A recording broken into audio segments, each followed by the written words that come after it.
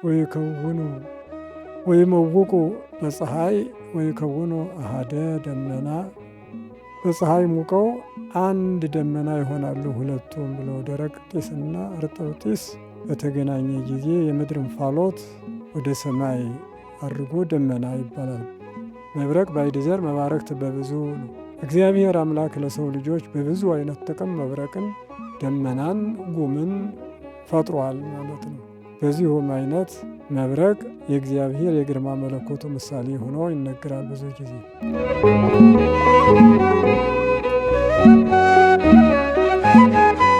በስመ አብ ወወልድ ወመንፈስ ቅዱስ አሐዱ አምላክ በቅድስት ሥላሴ ዘአምኖት በሐሰን በልዩ ሦስትነት አንድ አምላክ በሚሆነው በአብ በወልድ በመንፈስ ቅዱስ ስም አምኜና ተማጽኜ ከሄደ ከሰይጣን በቅድመ ዛቲ የቅድስት ቤተ ክርስቲያን በዚች በቅድስት እናቴ ቤተ ክርስቲያን ፊት ለፊት ሆኜ አንተ ሰይጣን እካሄድሃለሁ አንተ ይእቲ ስሜ ማርያም ጽዮን ለዓለመ ዓለም ለዚሁም ምስክር የዓለሙ ዓለም ጌታ እናት የሆነችው ጽዮን ማርያም ናት። እግዚአብሔር አምላካችን በሰማያዊ መላእክት የተመሰገነ በምድር በደቂቀ አዳም ይመስገን።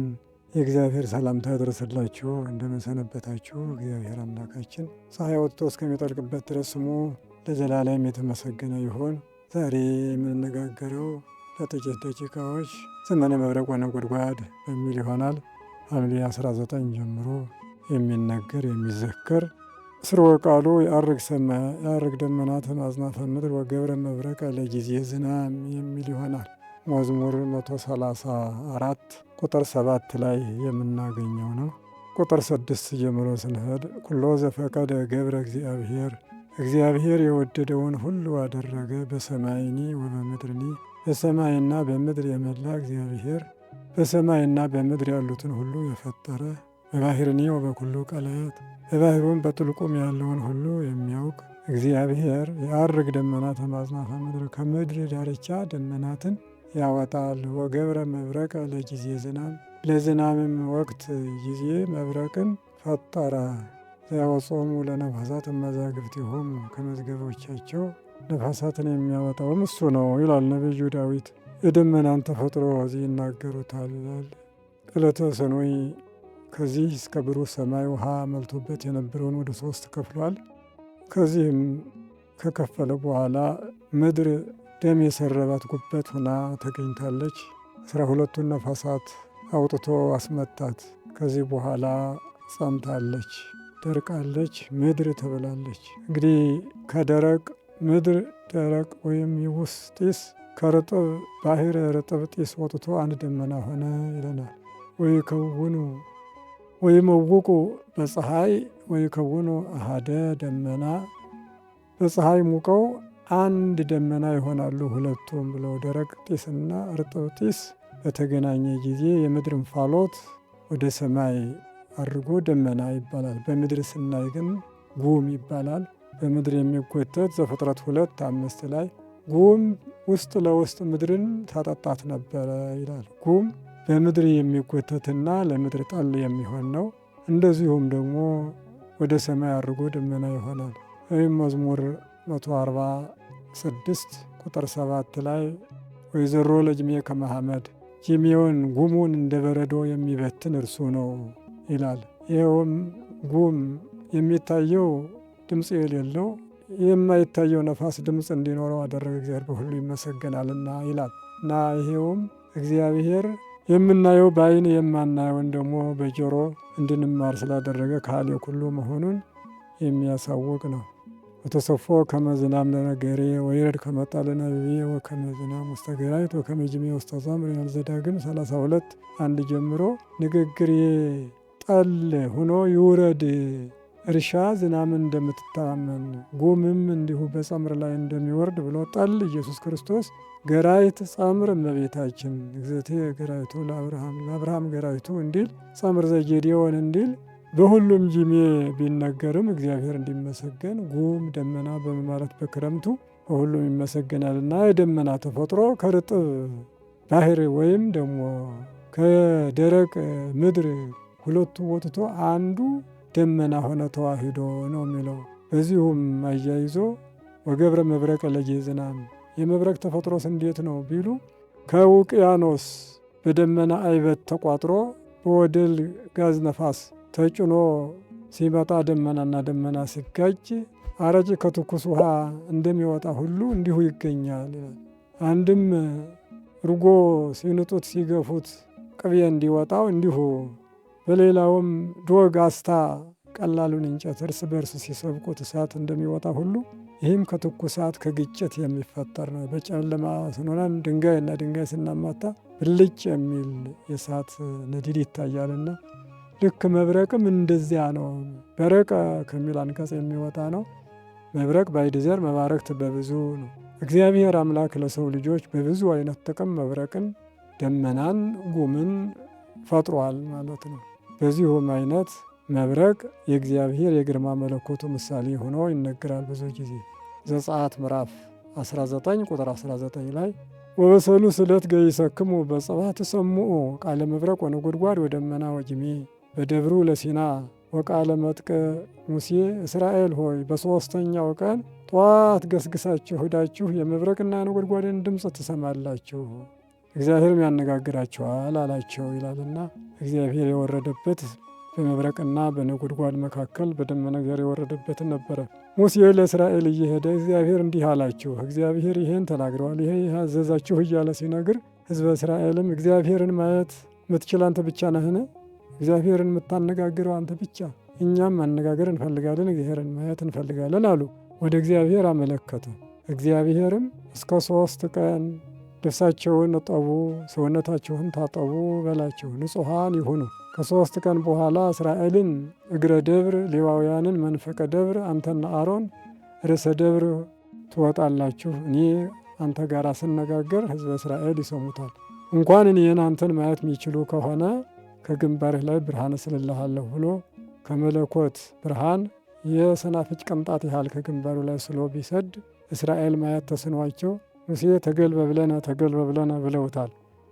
በዚሁም በተቀጠረው ቀን ወበሰሉስ ዕለት ገይሰክሙ በጽባሕ እንዳለው በሦስተኛው ቀን ከሴት ርቀው ንጽሕ ጠብቀው ወደ ደብረ ሲና ወጡ። እንደታዘዙ እስራኤል እግረ ደብር፣ ሌዋውያን መንፈቀ ደብር፣ ሙሴና አሮንም ርዕሰ ደብር ተገኙ። እግዚአብሔር በነጎድጓድ በመብረቅ ቶልቶሎ በሚመታ ነጋሪት ድምፅ ወረደ። በዚያም በወረደ ጊዜ ሙሴ ጋር እግዚአብሔር አነጋገረው። በእሳትና በጨለማ በጉምና በነፋስ መካከል ወርዶ ስለነበረ ደብረ ሲና ሁሉ ተራራው ይጨስ ነበረ እንደ እቶነ እሳት። ሕዝበ እስራኤልም ፈሩ፣ ደነገጡ። እግዚአብሔርም አነጋገረው ይላል። ይህም እምደብረ ሲና ወፃ እሳት ወጸልመት ወምኔኪ ወፃ አምላክ ወሰብ ብሎ እምደብረ ሲና ኮነ ድንጋጼ ውሃውክ ላዕለ እስራኤል ወምኔኪ ወፃ ድንጋጼ ውሃውክ ላዕለ ሄሮድስ ወሰራዊቲሁ ላዕለ ዲያብሎስ ወአጋንንቲሁ ርኩሳን ብሎ አባቶቻችን ወስደዋል።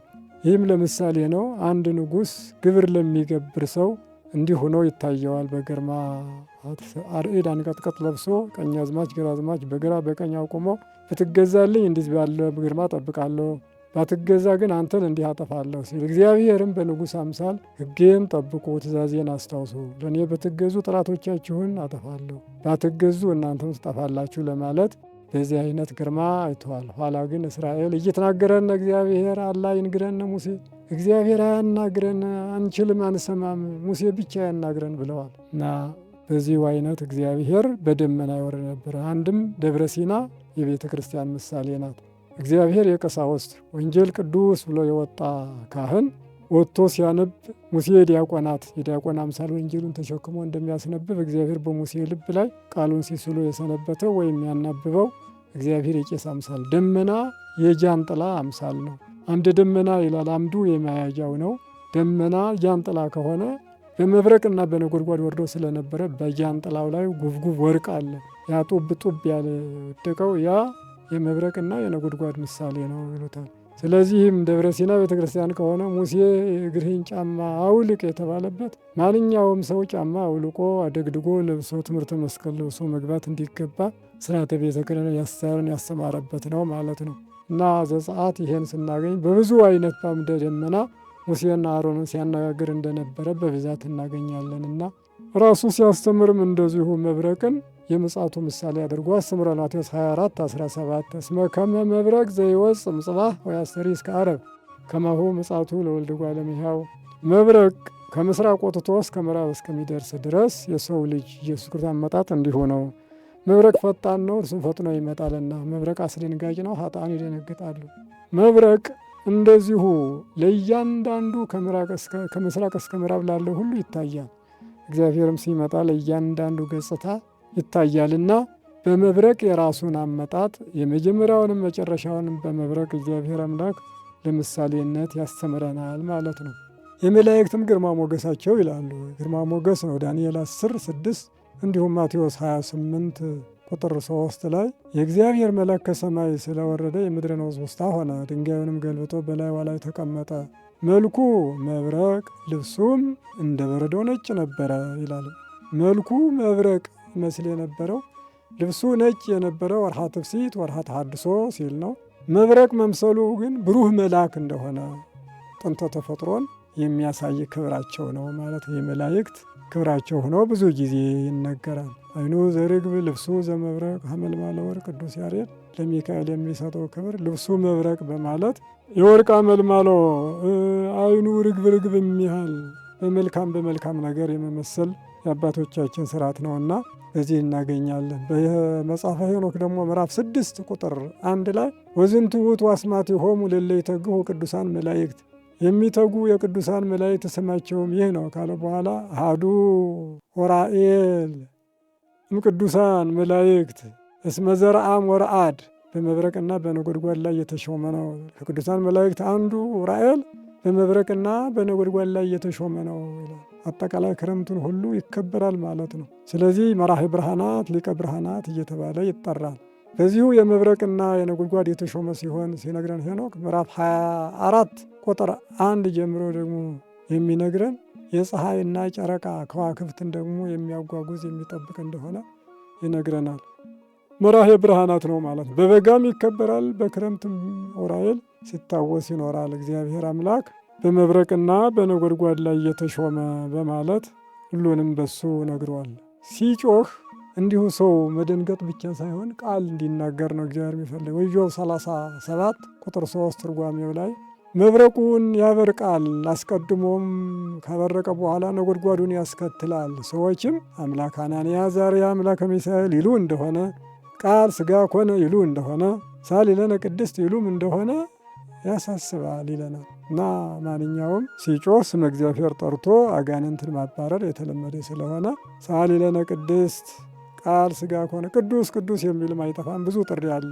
ግን በመላእክት ዘንድ ትንሽ ነጎድጓድ የሆነው በእኛ ዘንድ የሚያስፈራው ርቱዐ ሃይማኖት የተባለ መጽሐፍ በእኛ እንዲህ የሚያስፈራው ነጎድጓድና መብረቅ በመላእክት ዘንድ ግን ከጌታው እግር ስር እንደሚጮህ የውሻ ቡችላ ያህላል።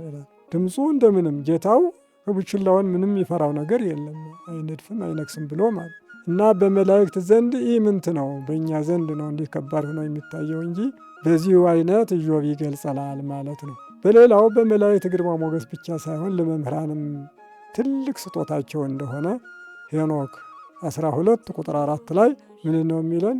ወርኢኮ ካልአነ መባረክተ ወከዋክብተ ሰማይ፣ ሌሎችንም ደግሞ መባረክትን አየሁኝ፣ የሰማይ ከዋክብትንም አየሁ። እነዚህም የመምህራን ምሳሌዎች መባረክትን፣ የተማሪዎች ምሳሌዎች ከዋክብትን እግዚአብሔር አሳየኝ። ወይፄውኦሙ በበአስማቲሆሙ እግዚእ፣ ጌታም በየስማቸው የጠራቸው ነበረ። እነርሱም ቀደስኩ ከመከርሰምከ እንደተባለው እንደ ኤርምያስ እንደ ዮሐንስ ከእናት ማኅፀን ለነቢይነት ተመርጠዋልና። መምህራንም ከጨዋነት ከምእምነት ወደ መምህርነት የተመረጡበትን ጊዜ እግዚአብሔር ያውቃል። መብረቀ ይወልድ፣ መብረቅ መብረቅን ይወልዳል አለ። መምህር መምህሩን ይተካል በማለት መባረክትን በመምህራን ከዋክብትን በደቀ መዛሙርት መስሎ ሄኖክ ይነግረናል ማለት ነው። መብረቅ ከሰማይ ወደ ምድር ይወረወራል፣ ከቦታ ወደ ቦታ ከብርሃን ነጸብራቅ ጋራ ይዋሃዳል። መምህራንም ከቦታ ወደ ቦታ እንዲሁ ሀሌ ሀሌ እያሉ በድምፅ በጭሆት ነው ራሳቸውን አህሎ አስመስሎ መምህርን የሚተኩትና ከዋክብት ግን አይናገሩም።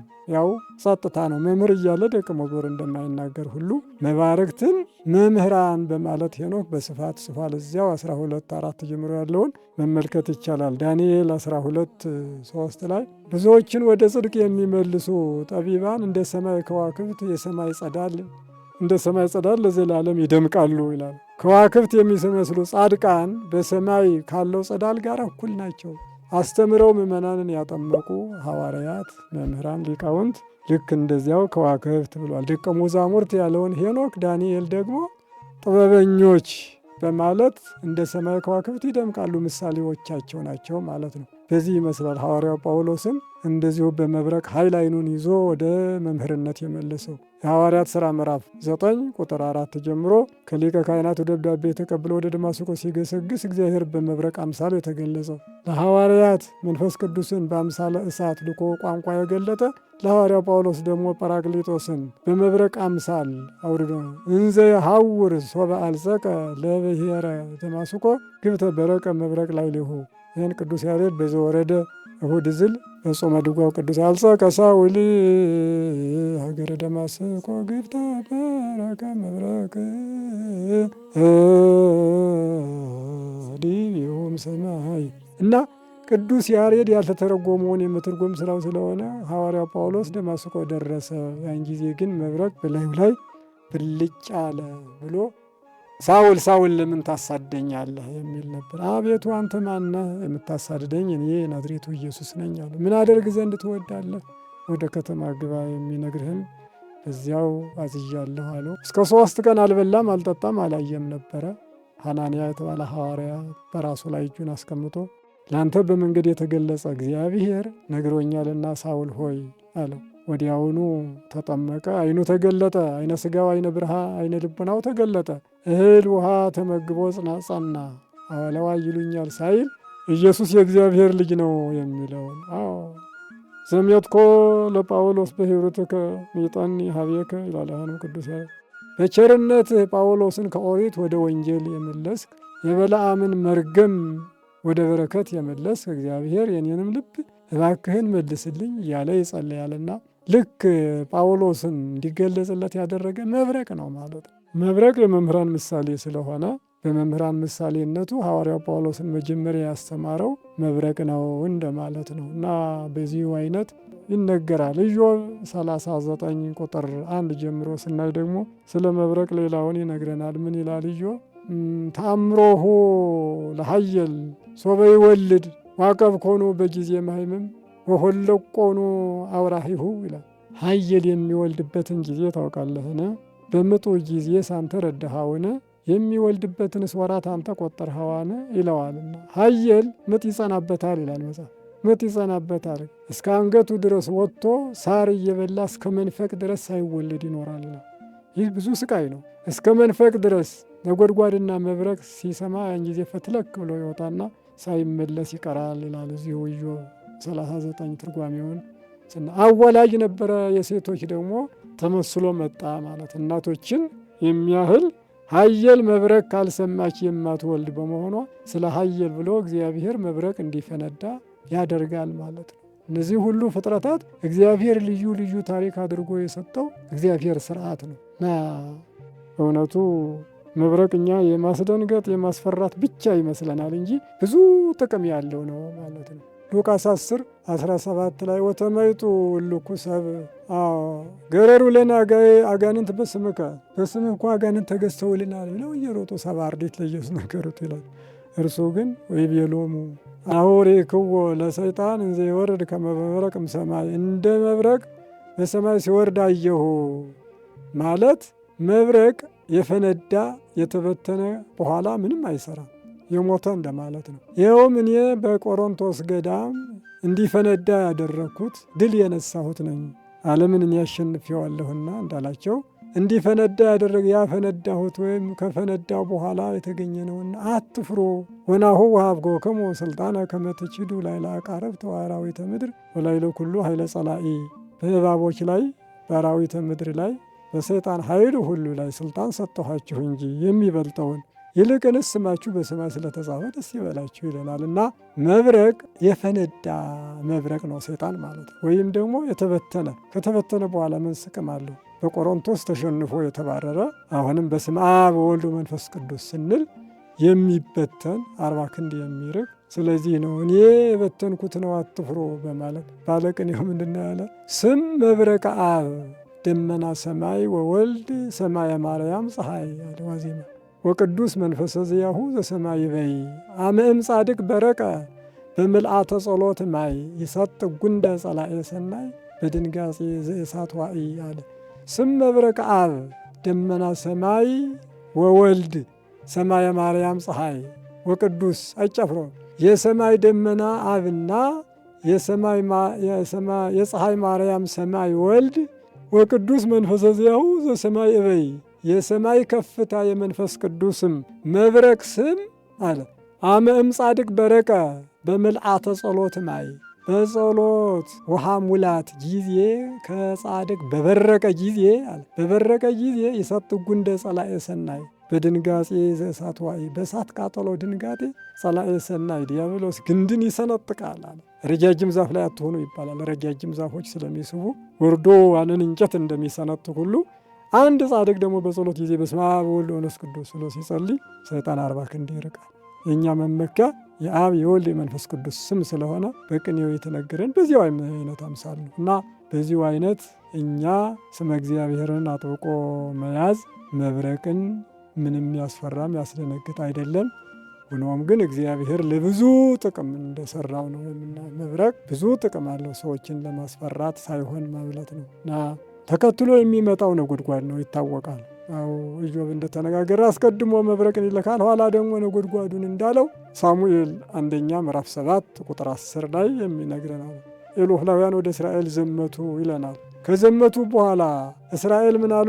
ሳሙኤል ይታርምን በእንቲአነ ጸልይ ሀበ እግዚአብሔር አምላክከ አሉ። ስለ እኛ ዝም አትበል ሳሙኤል ሆይ ወደ አምላክህ እግዚአብሔር ጸልይልን አሉ። አምላክከ አሉት። ከእነርሱ ይልቅ ለእርሱ ለሳሙኤል ይቀርባልና ወጸርሐ ሳሙኤል ሀበ እግዚአብሔር በእንተ እስራኤል ስለ እስራኤልም ወደ እግዚአብሔር ሳሙኤል ጮኸ። ወሰምዖ እግዚአብሔር በዚያች ቀንም እግዚአብሔር ሰማው። መስዋዕት ካቀረበ በኋላ ግን ምንድን ነው የሚለው? ዋስማ እግዚአብሔር ድምፀ መብረቅ ወነጎድጓድ በጽዓ በአብይ ቃል በይእቲ ዕለት። አያይዞ እግዚአብሔር አምላክ በነጎድጓድ እና በመብረቅ በብልጭልጭታ ድምፅ በታላቅ ቃል በዚች ቀን አሰማ አስፈራ ይላል። ኢሎፍላውያን ሸሹ፣ ተከትለው እስራኤላውያንም ገደሏቸው ካለ በኋላ አቤንኤዘርም ሳሙኤልም አቤንኤዘር ብሎ ድንጋዩን ተከለ ይላል። አቤንኤዘር ማለት እስከዚህ ረድአነ እግዚአብሔር እስከዚህ ድረስ እግዚአብሔር እንደዚህ የረዳን ማለት ነው ብሎ ይተረጉማልና እንግዲህ እግዚአብሔር አምላክ ነጎድጓድ የእግዚአብሔር መሳሪያ ጠላቶችን የሚያባርርበት እንደሆነ ነው የምናየው። አባሯቸዋል። እግዚአብሔር መሳሪያቸው ነበረ ለእስራኤል ማለት ነው። ከዚያ ወዲህ ኤሎፍላውያን ዳግም ወደ እስራኤል አልተመለሱም ይለናል። እግዚአብሔር አንጎድጎደ በሰማያት ወሉል ውሃ በቃሎ ፈነው አይጻሁ ወዘሮሙ ወአብዝሃ መባርክቲሁ እሰዮም ይላል ነብዩ ዳዊት መዝሙር 17 ቁጥር 13 ላይ እግዚአብሔር አንጎድጎደ በሰማያት እግዚአብሔር በሰማይ አንጎደጎደ ወሉል ውሃ በቃሎ ልዑል እግዚአብሔርም ቃሉን ሰጠ ፈነው አይጻሁ ወዘሮሙ ወአብዝሃ መባርክቲሁ ወሆኮሙ እና አጀም ኮንታ የሚባሉ በዳዊት ጊዜ ነበሩና እንደዚሁ ሳሙኤል ጋር ታሪኩ ዳዊት ልሂድን ልቅር አለ። ዳዊት ስለጠየቀ ሂድ እኔ ካንተ ጋር ነኝ አለው። ድምፀ ነጎድጓድ አሰማው፣ አጀም ኮንታንም አባረረ ይላል። ወሉል ውሃ በቃሎ በነቢያት ላይ አድሮ ይወርዳል ይወለዳል ብሎ የተናገረ ቃሉን እግዚአብሔር ላከ። ለነቢያት ቃሉ ነጎድጓዳቸው ነበረ፣ በድምፅ መስሏል ማለት እና መባረክትንም አብዛዝቶ ላከ።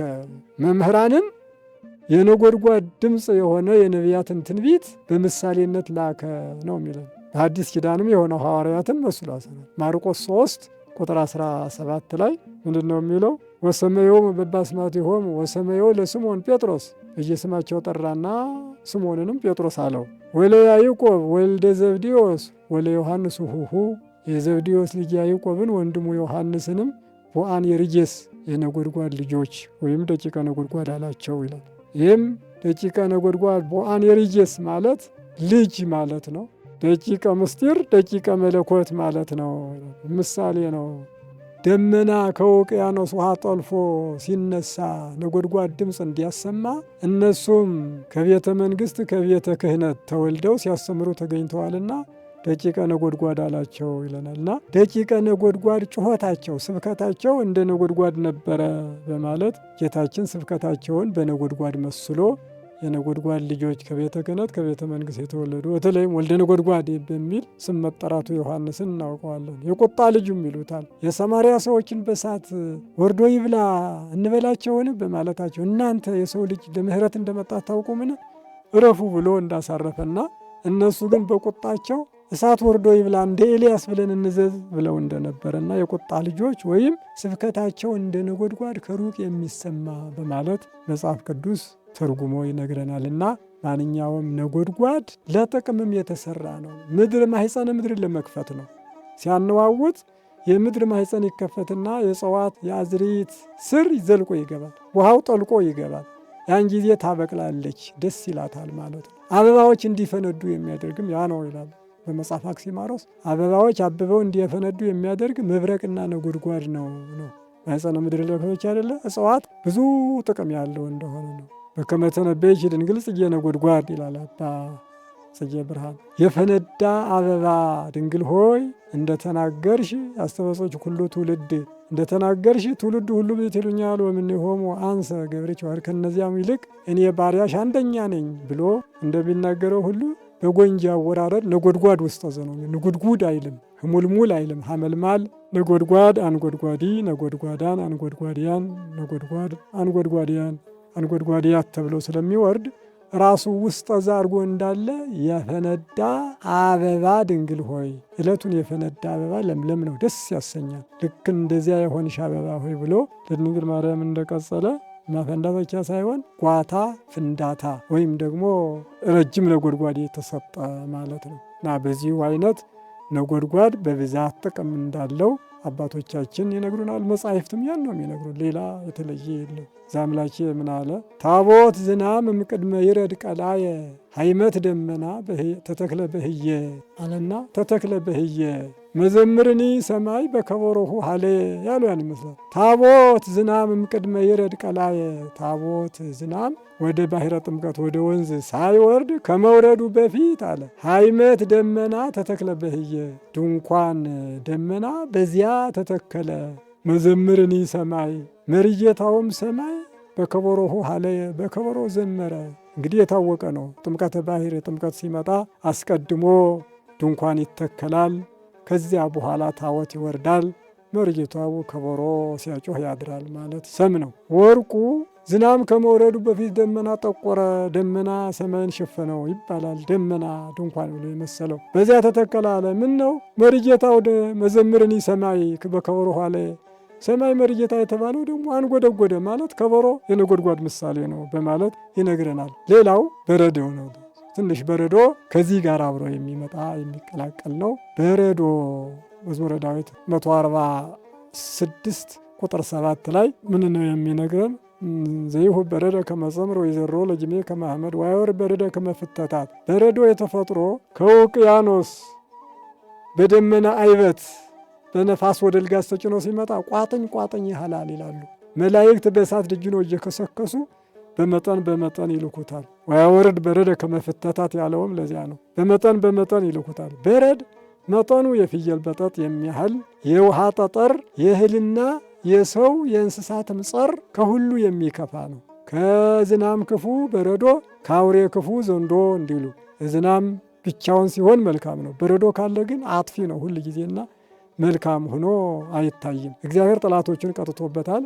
ዘጸአት ምዕራፍ 9 ቁጥር 13 ጀምራችሁ እስከ መጨረሻ ተነቡ። ሙሴ እጅህን ዘርጋ አለው። ዘረጋው። በረዶ እስከ ፍጻሜ ዓለም ድረስ ወርዶ የማያውቅ በረዶ በግብፃውያን ላይ ወረደ ይላል። ፈርዖንም ይህን አይቶ እባካችሁ ጸልዩልኝ፣ እኔና ወገኔ ኃጢአተኛ ነን፣ አምላካችሁ ቅዱስ ነው እና እሰዳችኋለሁ፣ እንዲቀር ጸልዩልኝ አለ። ሙሴ እንደገና ጸለየ፣ አቆመ ይላል። ፈርዖን ግን እንደገና ክህደቱን ነው የቀጠለው። አልሰድም አለ። ግን ከዚህ መጽሐፍ ላይ የምንለው ዘጸአት 9 ላይ ተልባውና ገብሱ በውጭ እንዳለ እንስሳውና ሰው አለቀ። አተርና ባቄላውስ ቢሉ እሱ ገብቶ ነበርና አልተመታም ይላል መጽሐፍ ቅዱስ። ተልባውንና ገብሱን እያስታወሰ በበረዶ በበረሃን እንደቀረ ይነግራል። እግዚአብሔር ጠላቶቹን ሕግ የማይጠብቁትን የሚቀጣው መሳሪያ ነው ማለት ነው።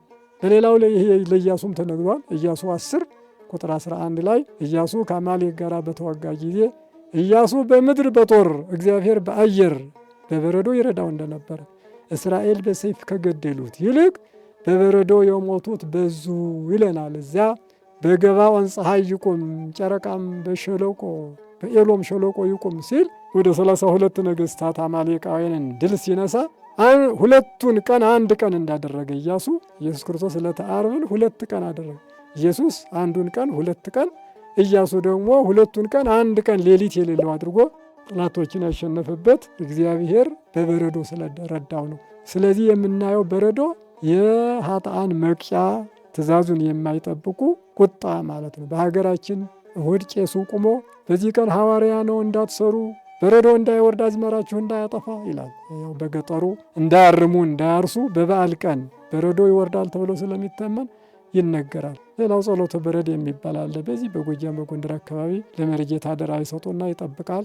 እንዲሁ ሲጠብቅ ምናልባት እንዳይወድቅ ይሄ መልካ ኤልያስን ነው የሚደግመው። እኔ ካየኋቸው አንዳንድ መምህራን መልካ ኤልያስ 3 ዓመት ከመንፈቅ ዝናምን አቁሞ እንደነበረ ጸልዮ ዝናም እንዲወር እንዳደረገ አንደኛ ነገሥት ምዕራፍ 18 42 ላይ አለ። ወናሁ ደምፀ እገሪሁ ለዝናም ይላል። የመዝሙር የክረምት መዝሙር መጀመሪያው ይህን አይደለ? እገሪሁ ብሎ የዝናም ነጎድጓድና መብረቅ እንሆ መጥቷልና ወይቤሎ ለአክዓብ እርግ ወብላ ስተይ፣ ወደ ቤተ መንግሥት ውጣና ብላ ጠጣ፣ አሁን ዝናም መጥቷል አለ ይላልና ወናሁ ደምፀ እገሪሁ ለዝናም ኤልያስ ሰምቶታል ማለት ነው። ኤልያስ ሲጸልይ አንገቱን ቀርቅሮ ነውና ተመልከት አለው። ደቀ መዝሙሩ ወጣ ብሎ ቢያ የለም አለው። አሁንም 7 ጊዜ ተመላለሰ አለው። ተመለሰ። ከውቅያኖስ የሰው ተኮና ምታሃል ደመና ስትወጣ አየሁ አለው። አሁን ከባድ ዝናም እንደመጣ አይቷል። ዘነመ። የመጀመሪያው አዝመራ ሆኖ፣ የሁለተኛው ዓመት እሸት ሆኖ፣ መጨረሻው ዓመት ቡቃያ ሆኖ የ3ቱ እንዳገኘ። ደመናም እመቤታችን ናት። ደመና ኤልያስ እንዲላት፣ ዝናም ንጹሕ ኢየሱስ ክርስቶስ ነው። ወደ ግብፅ ወደ የኢትዮጵያ 3 ዓመት ፈልሳ እንደቆየች ሁሉ ስትመለስ የአዝመራ እንደተገኘ ክርስቶስም ተመልሶ በኢየሩሳሌም ቅዱስ ሥጋውን ክቡር ደሙን እንደሰጠን የምናሳስብበት ነው ማለት ነው። ብዙ ጊዜ በመርጌታ ጠብቆ እንደዚሁ ያደርጋሉ። የዋህ ገበሬ ጨርሰናል። የዋህ ገበሬ ነበር ይባላል በአንድ አካባቢና እንዲያው በረዶ መጥቶበት እግዚአብሔር አምላክ ሆይ አለው። እግዚአብሔር አምላክ ሆይ እንዲያው ቅሩብ እግዚአብሔር ለየዋህነ ልብ ትባላለህ። እኔ የዋሁ ገበሬ ነኝ፣ ደብዳቤ ጽፋለሁኝ። አንተ በተናገርከው 30 መቶ ያፈራል ያልከውን ቃል ኪዳን አስቤ ከጎተራ አውጥቼ የዘራሁ፣ ነገር ግን ሰይጣን የዘራው ጠጠር መጥቶ አዝመራዬን አጥፍቶብኛልና 100 ብር እንድትልክልኝ አደራህን ብሎ ደብዳቤ ጻፈና ፈረመ። ከገበሬው እጅ ለእግዚአብሔር እጅ የሚሰጥ ከየዋሁ ገበሬ የተላከ ለእግዚአብሔር በእጁ የሚሰጥ የሚል ጽፎ እዚያ ፖስታ ሲገባ በሚገባበት ቦታ ውስጥ አስገባና ሰዎች እያከፋፈሉ ወደ እንግሊዝ፣ ወደ አሜሪካ፣ ወደ ሌላው ሀገር ሲልኩ ለእግዚአብሔር በእጁ የሚሰጥ ይላል። እግዚአብሔር ያለ የት ነው? በዚህ ዓለም ነው በሰማይ? ማንስ ሄዶ ይሰጣል ብለው ተነጋገሩ። ስራ አስካጁ ብልህ ነበርና ለምን እኛ አውጥተን ከእግዚአብሔር የተላከ ለየዋሁ ገበሬ ብለን ገንዘብ አናስገባን? አሽጋችሁ ስጡት፣ ከእግዚአብሔር የመጣ ለገበሬው የሚሰጥ ብላችሁ አሽጉት። ሁሉም አዋጣ። 70 ብር ሆኖ ቀረ። አልሞላ ለ100 ብር የተገኘውን አሽጉት ተባለ። የተገኘውን አሽገው ሲጠብቁት መጣ። ደብዳቤ አለ? አዎ አለ። እንካ እግዚአብሔር ልኮልሃል ብለው ሰጡት። አውጥቶ ቢቆጥር 70 ነው። አሁንም ሲቆጥር 70 ነው። እግዚአብሔር አምላክ ሆይ አንተ ቸርነት መቼም ይታወቃል፣ ልከህልኝ ይኖራል 100 ብር። ነገር ግን እነዚህ ሰራተኞች ቆርጠውብኛል፣ የግብር የባት እያሉ እነዚህ ወስደውብኝ ነው እንጂ አንተ ግን 100 ብር እንደላከ አውቃለሁ። እግዚአብሔር ስምህ ይመስገን ብሎ አመስግኖ ወደ ቤቱ ገባ ይባላል። ስለዚህ ገበሬ እግዚአብሔር አምላክ ሆይ ቸር አውለኝ፣ የማትታየን የማትለየን ይላል። ይህ ምን ማለት ነው? አኮ ከመይትራ ያላ ከመይታለይ የሚለውን የሚያምን ስለሆነ መልካም ስራ አስካጅ ስለሆነ ደግሞ ሰራተኞችን አዋጥቶ እግዚአብሔር እንዲያስመሰግን ለሱ ከንቱ ውዳሴ ቀረ እንጂ ምንም አይደለም። እግዚአብሔር እንዲመሰገን ማድረግ የታላላቅ ሰዎች ስለሆነ ሁላችሁም እናንተ ለቆሎ ትምህርት ቤት፣ ለገዳማት መነኮሳት የቻላችሁት ሁሉ በአካባቢያችሁ ያላችሁ የሚበሉት ላጡ ድሆች እንደዚህ ብታደርጉ የእናንተ ምስጋና ቢቀር እግዚአብሔርን ቢያመሰግኑ እነዚያ እንደነዚህ ትመሰገናላችሁና እግዚአብሔር አክብሯቸው ከየዋሁ ገበሬ የተላከውን እነሱ ሰጥተውት ለጊዜው እነሱን ቢገሰጽም በመልካም ስርዓት እግዚአብሔር አስመስግነው እነሱ ተመስግነዋልና እንደነሱ እንድትሆኑ ነው። ስላበዛሁባችሁ ይቅርታ። የሰማነውን በልቦናችን ያሳድርብን። ይብቃን፣ ይቆየን።